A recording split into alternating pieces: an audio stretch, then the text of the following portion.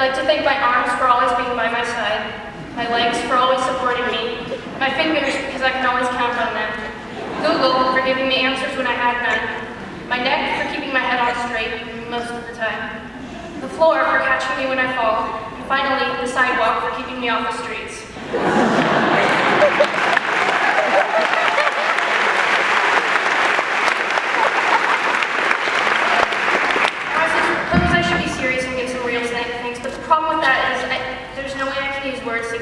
Thanks and how grateful I am to my parents, my teachers, the school staff, my friends, and most importantly, my cat. Okay. So here we are at graduation. It's this huge milestone in life, like a giant boulder in the middle of the road milestone. It's not just sitting on the side marker, this is humongous. And so the school decided to give me this opportunity to speak again, and well, I figured I could talk about my cat, as I have a lot of pictures of him on my bed, on my computer, keyboard, on my calculus book, but there's a lot more important things to talk about than my cat. So, like, the big question that we're all faced with right now is, what are we going to do with our lives?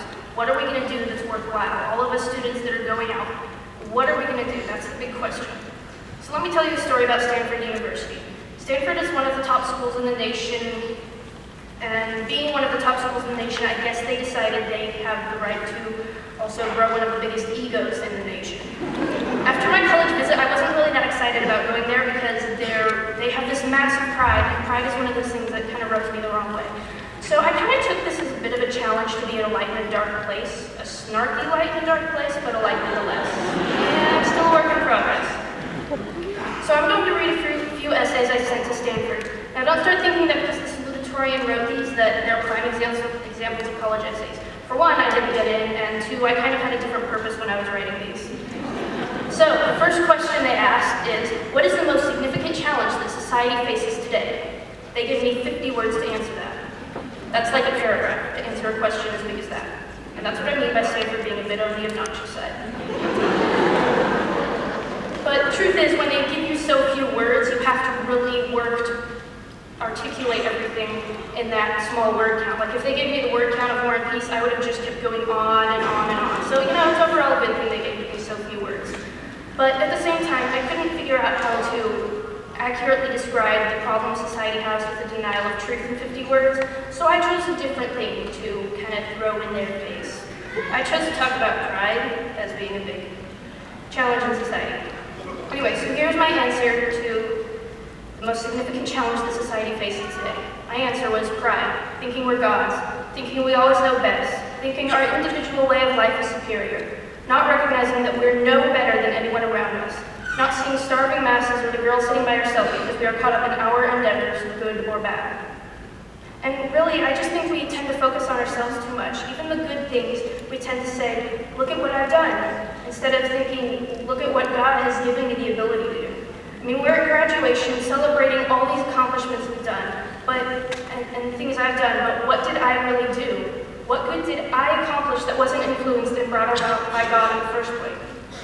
I aced my senior project, but that's using the talents for music and the intelligence God gave me. I kept up my grades for maybe selfish reasons, my perfectionism, the nagging of that one verse that says to work heartily at everything for the Lord and not for men. Basically, everything I did that is worthy of mentioning is only because of God. And even bigger than the academic accomplishments, I didn't make it through the hardships of high school on my own. Anybody who is, probably most of you, has been through high school, and you know the crazy stuff that can go down, and it's a really rough time. I'm not standing here because of my own strength. I mean, we're here saying graduation, look at what all these kids have accomplished. I just can't stop looking at them and saying, look at what God has accomplished, and bringing all of these young people to this room with so much potential if they choose to follow God's plan. Every single one of them, He can use every one of us. And that's so much bigger than any 4.0 or NHS sash thing. Honestly, it looks more like a bit to me, but whatever. So, back to Stanford. I applied to Stanford using the Common App, which is this thing where you fill out the general application, all the information every college is going to want to know. You only have to fill it out once, which is pretty nice as long as the website doesn't crash and lose everything you put in. So each college, along with this, can choose to omit certain parts from the general part of the application. When I was turning in Stanford's, I noticed that they chose to omit a few things like religious preference. And I literally laughed out loud at that. Not like all those people who type LOL and they're just sitting here like this. But really laughed out loud because they were going to know my religious preference by the time they finished reading my essay, whether they wanted to or not.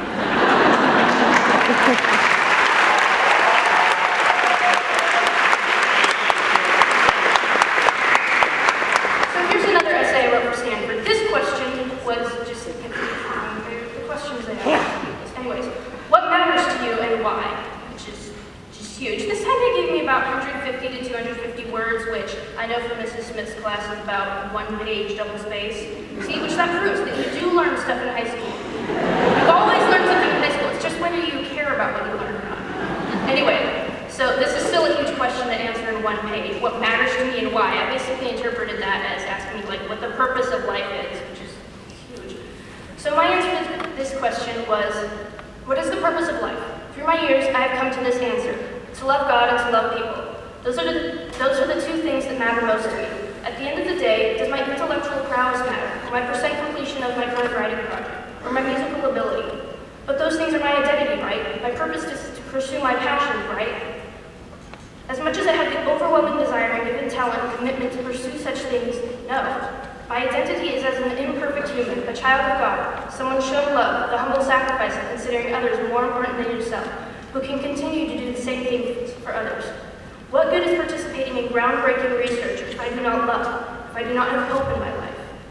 Which is time better spent? Progressing my piano abilities or encouraging my sister by simply talking with her? And then I quoted a Bible verse, which I bet they really liked.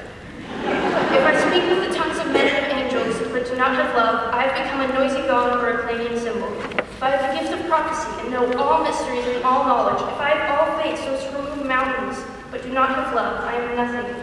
And if I give my possessions to feed the poor, and if I surrender my body to be burned, but do not have love, it profits me nothing. 1 Corinthians 13, 1-3.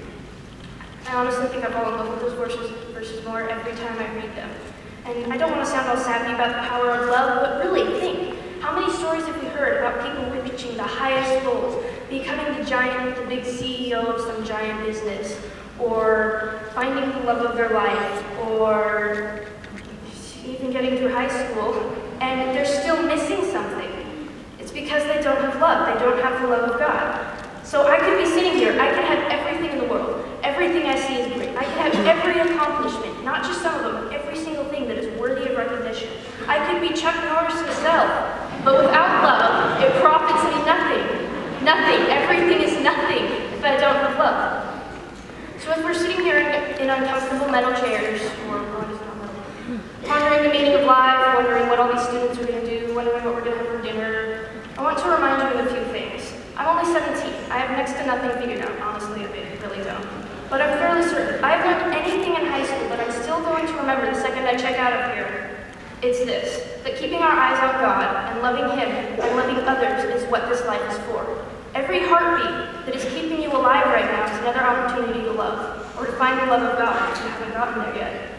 All of us students are going into this future, and for some of us it's one giant fog. We have no idea what we're doing. Some of us have more plans than the others, but nonetheless, in this fog, we can follow one path that is always there. Psalm 119, 105. Your word is a lamp to my feet and a light to my path. Thank you.